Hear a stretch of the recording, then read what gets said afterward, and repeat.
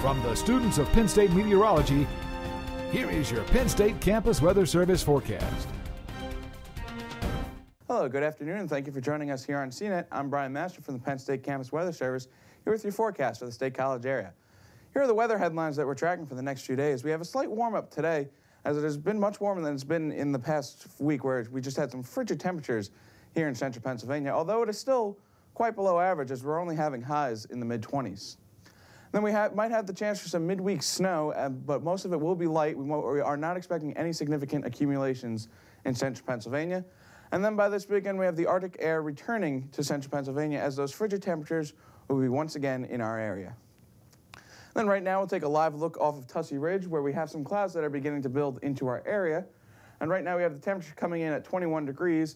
And like I just mentioned, we have all those clouds building into our area, so that's not necessarily correct. That sun right there. And we have winds coming from the south-southeast at 9 miles per hour, making it feel like 11 degrees out there. And here are your temperatures around central Pennsylvania. We have Mifflintown coming in at 21, Bellefonte at 24, Beech Creek at 25. And then it's a little bit chillier up here, where we have Williamsport coming in at 21, where we do have a little bit cooler air around there, though, as you can see those purples on the map. Then we'll zoom out to the rest of Pennsylvania. It's mostly in the low to mid-20s around much of the state. It's a little bit chillier up in here in the northern portions of the state. Then you have Franklin coming in at 19 as the coldest portion of Pennsylvania. We'll take a look at our radar and satellite. We have some clouds beginning to build into Pennsylvania, but there's not much to speak of right now in the ways of precipitation anywhere on this map, really. And we're expecting it to stay that way mostly, although we could have a couple of stray snow showers building into the area.